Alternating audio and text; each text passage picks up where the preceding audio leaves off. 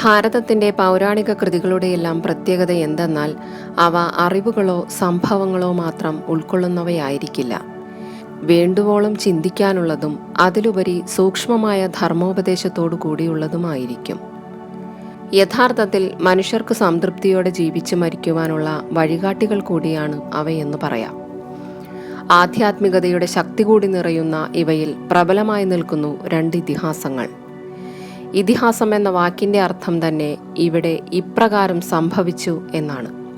ലഘുവായി പറഞ്ഞാൽ ഈ മണ്ണിൻ്റെ ചരിത്രം. അവ എഴുതി വച്ചതാകട്ടെ ബ്രഹ്മജ്ഞാനം നേടിയ അസാമാന്യ പ്രതിഭാശാലികളും. അവർ കാൽപ്പനിക ലോകത്തിരുന്ന് സൃഷ്ടികൾ നടത്തുന്ന കേവലം രചയിതാക്കളായിരുന്നില്ല, മറിച്ച് തങ്ങൾ ജീവിച്ചിരുന്ന കാലഘട്ടത്തിലെ വേറിട്ട സംഭവ വികാസങ്ങൾ അവരുടെ കാഴ്ചപ്പാടിലൂടെ പകർത്തിയെഴുതുകയായിരുന്നു. സംഭവങ്ങളുടെ പിന്നാമ്പുറ രഹസ്യങ്ങൾ പോലും വ്യക്തമായി മനസ്സിലാക്കുവാൻ കഴിഞ്ഞിരുന്ന ക്രാന്തദർശികൾ. കർമ്മത്തിൻ്റെയും കർത്താവിൻ്റെയും ബന്ധത്തിൻ്റെ കാരണം വരെ തിരിച്ചറിഞ്ഞിരുന്നു അവർ. രചനകളിലൂടെ അതും വെളിവാക്കിയിരുന്നു. ആയതിനാൽ വായിക്കുന്നവർക്ക് അസംതൃപ്തിയില്ല, സംശയമില്ല. ആ സൃഷ്ടികളുടെ ഏറ്റവും വലിയ മേന്മ എന്തെന്നാൽ വായനക്കാരുടെ ഉള്ളിൽ ഉരുത്തിരിയുന്ന ചോദ്യങ്ങൾക്ക് കാര്യകാരണസഹിതമുള്ള ഉത്തരങ്ങളും നൽകിയിരുന്നു എന്നുള്ളതാണ്. അറിവിൻ്റെ ഉന്നത തലങ്ങളിലൂടെ സഞ്ചരിച്ച് കല എന്ന സരസ്വതി കടാക്ഷം നാവിലൂടെയും തൂലികയിലൂടെയും നിഷ്പ്രയാസം ഒഴുക്കിയിരുന്നു ആ പ്രതിഭാശാലികൾ.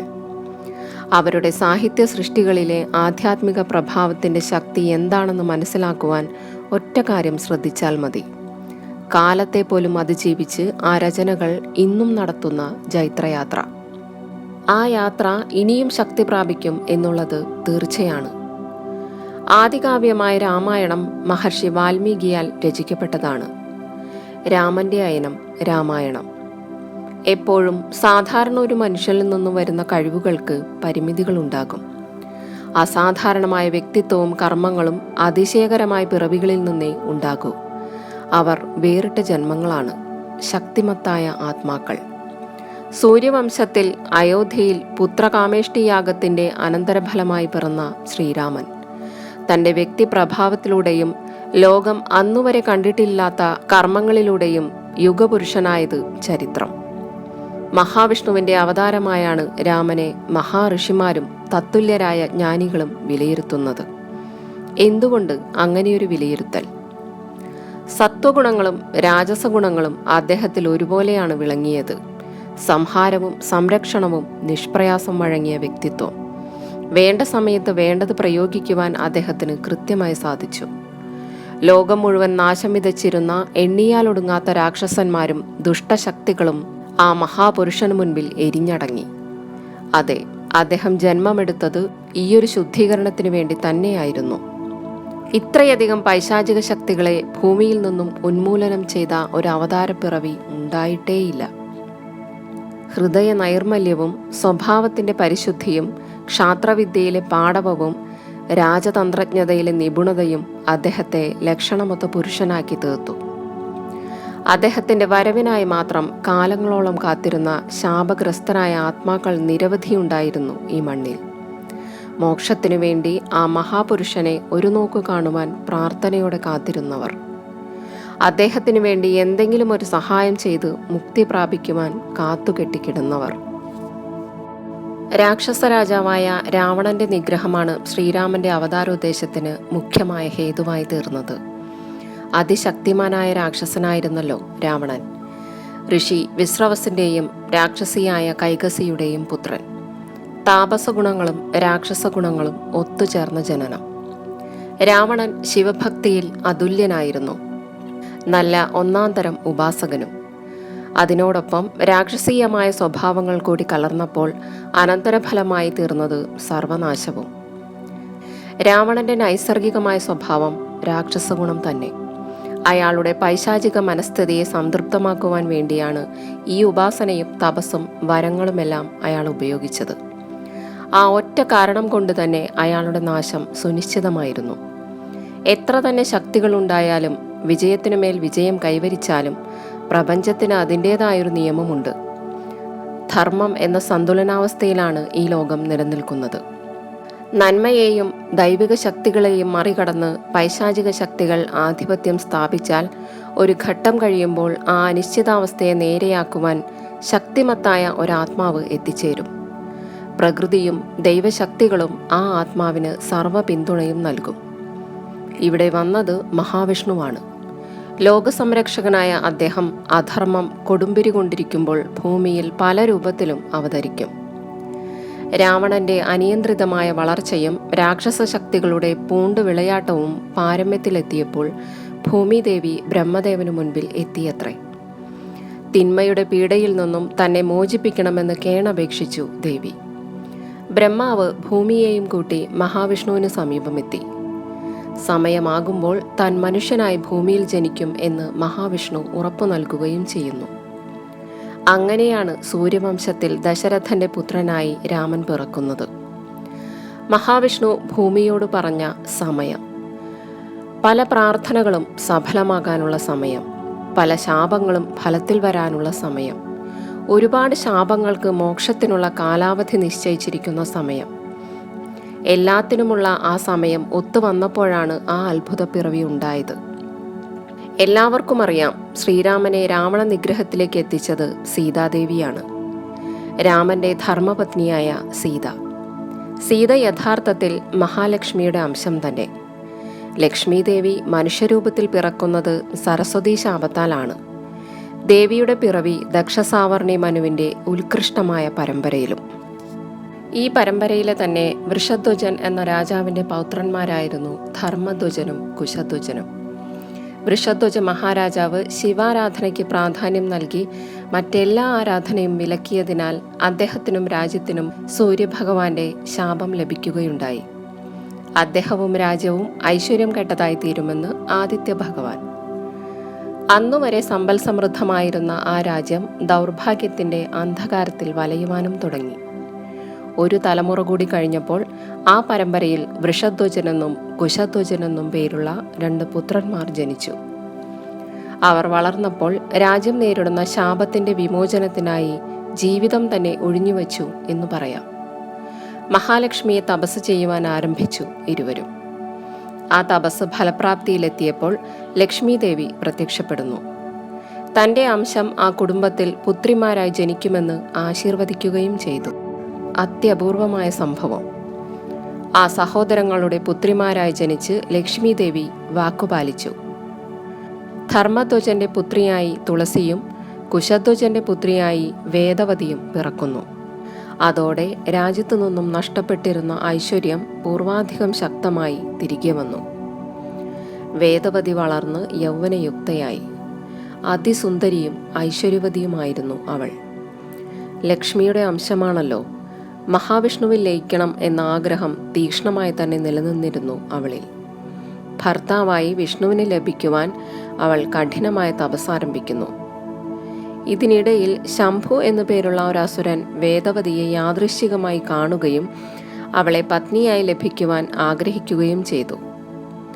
കുശധ്വജ രാജാവിനോട് ആവശ്യപ്പെട്ടെങ്കിലും അദ്ദേഹം അത് നിരാകരിച്ചതിനാൽ വൈരാഗ്യമായി.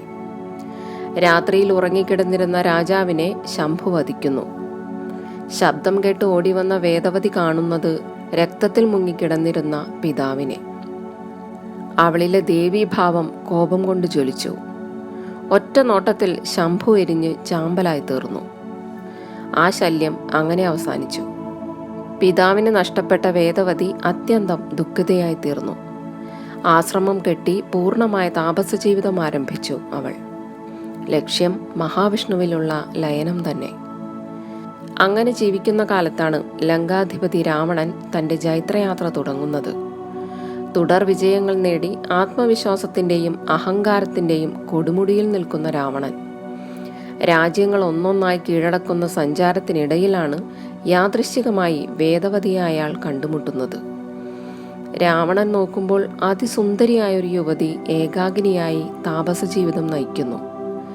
ഇത്ര സൗന്ദര്യവതിയായ അവൾ ലൗകിക മാർഗം വെടിഞ്ഞു ജീവിക്കുന്നതിനോട് അയാൾക്ക് യോജിക്കാനായില്ല. ജടയും വൽക്കലവും ഉപേക്ഷിച്ച് സർവവിജയിയായ തന്നെ ഭർത്താവായി സ്വീകരിക്കുവാൻ അയാൾ അവളോട് അപേക്ഷിച്ചു. വേദവതി നിഷ്പ്രയാസം അത് നിരസിക്കുന്നു. എല്ലാവരെയും ചവിട്ടിമെതിച്ച് നടക്കുന്ന രാവണൻ. ആജ്ഞാപിച്ചേ ശീലമുള്ളൂ. കേവലം നിരാലംബയായ ഒരു പെൺകുട്ടി തൻ്റെ ആവശ്യം നിസാരമായി തള്ളിക്കളഞ്ഞതിനാൽ രാവണൻ അത് അപമാനമായി തോന്നി.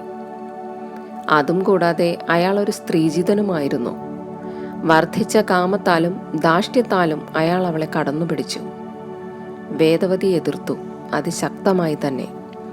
സർവശക്തിയും ഉപയോഗിച്ച് അവൾ അയാളെ തള്ളിമാറ്റി. പിന്നീട് അവൾ എടുത്ത തീരുമാനം ഭീകരമായിരുന്നു. ഒരു മഹാപാപിയുടെ കരസ്പർശം കൊണ്ട് അശുദ്ധമായ ശരീരം തനിക്കിനി ആവശ്യമില്ലെന്ന് പറഞ്ഞ് അവൾ യോഗാഗ്നിയിൽ എരിഞ്ഞു തീർന്നു. അതും അയാളുടെ കൺമുമ്പിൽ വെച്ച് തന്നെ. മരിക്കുന്നതിനു മുമ്പ് ശാപം പോലെ ഒരു കാര്യം കൂടി പറഞ്ഞുകൊണ്ടാണ് അവൾ പോയത്. അടുത്ത ജന്മത്തിൽ മഹാവിഷ്ണു തൻ്റെ ഭർത്താവായി വരുമെന്നും അവൾ മുഖാന്തിരം തന്നെ മഹാവിഷ്ണു രാവണനെ വധിക്കുമെന്നും ശപഥം ചെയ്യുന്നു വേദവതി. ആ സംഭവം ദശാനനന്റെ ഉള്ളിൽ ഒരു മുറിപ്പാടായി തീർന്നു. ആഗ്രഹിച്ചിട്ടും അവളെ ലഭിക്കാതെ പോയതിൻ്റെ നിരാശയും കൺമുമ്പിൽ നടന്ന ആത്മഹൂതിയും മരണത്തിന് തൊട്ടുമുൻപ് അവൾ ചെയ്ത ശപഥവും എല്ലാം കൂടി അയാളെ വല്ലാത്തൊരു മാനസികാവസ്ഥയിലെത്തിച്ചു. അയാൾ അവളുടെ ചിതാഭസ്മം ലങ്കയിലേക്ക് കൊണ്ടുപോയി. ഒരു സ്വർണ്ണ പെട്ടിയിലാക്കി വിജനമായൊരു പ്രദേശത്ത് സൂക്ഷിക്കുകയും ചെയ്തു. എല്ലാ ദിവസവും ആ പെട്ടി സന്ദർശിക്കുക എന്നത് രാവണൻ തൻ്റെ ദിനചര്യയുമാക്കി. എന്നാൽ വേദവതിയുടെ ചിതാഭസ്മം ലങ്കയിലെത്തിയ ശേഷം അവിടെ കൂടെ കൂടെ ദുർനിമിത്തങ്ങൾ ഉണ്ടാകാൻ തുടങ്ങുന്നു. അതങ്ങനെ തുടർന്നുകൊണ്ടേയിരുന്നു. ആ ഇടയ്ക്കൊരിക്കൽ നാരദ മഹർഷി ലങ്ക സന്ദർശിക്കുന്നുണ്ട്. സംഭാഷണത്തിനിടെ എല്ലാം അറിയുന്ന മഹർഷിയോട് രാവണൻ ഈ ദുർനിമിത്തങ്ങളുടെ കാരണം എന്താണെന്ന് അന്വേഷിക്കുകയാണ്. നിമിഷ നേരം കൊണ്ട് കാര്യം ഗ്രഹിച്ച നാരദ മഹർഷി രാവണൻ സൂക്ഷിക്കുന്ന സ്വർണ്ണപ്പെട്ടിയാണ് ഈ ദോഷങ്ങളുടെയെല്ലാം പ്രഭവകേന്ദ്രം എന്ന് പറയുന്നു. ഇനിയും അതവിടെ തുടർന്നാൽ നാശങ്ങൾ തുടർക്കഥയാകും എന്നും നശിപ്പിച്ചു കളഞ്ഞാൽ മഹാവിപത്തുക്കളാണ് ഉണ്ടാകാൻ പോകുന്നതെന്നും മഹർഷി മുന്നറിയിപ്പ് നൽകി. ഇനി എന്താണ് വേണ്ടത് എന്ന് ആശങ്കയോടെ ദശാനനൻ ചോദിക്കയാൽ പെട്ടി തുറക്കുകയോ കേടുപാടുകൾ വരുത്തുകയോ ചെയ്യാതെ ലങ്കയ്ക്കു വെളിയിൽ എവിടെയെങ്കിലും ഉപേക്ഷിക്കണമെന്ന് മഹർഷി ഉപദേശിച്ചു. അതനുസരിച്ച് രാവണൻ ആ പെട്ടി കടലിൽ ഉപേക്ഷിക്കുന്നു. തിരയടിച്ച് നീങ്ങി നീങ്ങി അത് വന്നു ചേർന്നത് ഭാരതഭൂമിയുടെ തീരത്തും. അതിലെ സഞ്ചരിച്ച ചില കള്ളന്മാർ യാദൃശ്ചികമായി ആ പെട്ടി കാണുന്നു.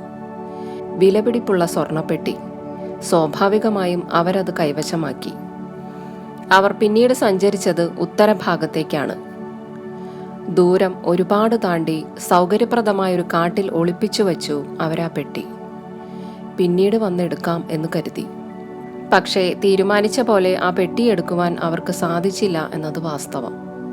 കാലക്രമത്തിൽ പെട്ടി എങ്ങനെയോ നദിയിലകപ്പെടുന്നു. സമയത്തിനും സാഹചര്യത്തിനും നദിക്കുമൊപ്പം അത് നീങ്ങി മിഥില രാജ്യത്തുള്ള നദീതടത്തിലടിയുന്നു. മിഥില, സുഗന്ധമൂറുന്ന മണ്ണ്, ഗുണവാനായ ജനക മഹാരാജാവിൻ്റെ അധീനതയിലുള്ള പ്രസിദ്ധമായ വിദേഹ രാജ്യം. രാജാധികാരത്തെ ഏറ്റവും ധാർമ്മികമായി വിനിയോഗിച്ച ചക്രവർത്തിയാണ് ജനകൻ. ആ മണ്ണിലേക്കാണ് വേദവതിയുടെ ചിതാഭസ്മം എത്തിച്ചേർന്നത്. നദീതടത്തിലെ മണ്ണിൽ പൂണ്ടുപോയിരുന്നു രാവണന്റെ സ്വർണ്ണപ്പെട്ടി. ജനക മഹാരാജാവ് യാഗം നടത്തുവാൻ തിരഞ്ഞെടുത്ത സ്ഥലവും ഇതുതന്നെ. ആ പുണ്യസ്ഥലത്തിരുന്ന് പെട്ടിക്കകത്തുണ്ടായിരുന്ന വേദവതിയുടെ ചിതാഭസ്മം അവളുടെ ആത്മാവുമായി കൂടിച്ചേർന്ന് ഒരു ശിശുവായി രൂപം കൊള്ളുകയും ചെയ്തു. ജനക മഹാരാജാവ് യാഗത്തറ ഉഴുതപ്പോൾ പെട്ടി കണ്ടെടുക്കുന്നു. തുറന്നു നോക്കിയപ്പോൾ തേജസ് വഴിയുന്ന ഒരു പെൺകുഞ്ഞ്. അദ്ദേഹം അവളെ പുത്രിയായി സ്വീകരിച്ചു. അവൾക്ക് സീത എന്ന് പേരിട്ടു. അങ്ങനെ മഹാലക്ഷ്മി മിഥില രാജ്യത്ത് സീതയായി ജനിച്ച് മഹാവിഷ്ണുവിൽ ചേരാനുള്ള കാത്തിരിപ്പ് തുടർന്നു. യഥാസമയം ശ്രീരാമൻ ശൈവചാപം ഖണ്ഡിച്ച് സ്വയംവരത്തിൽ വിജയിക്കുകയും സീതയെ പത്നിയായി നേടുകയും ചെയ്തു.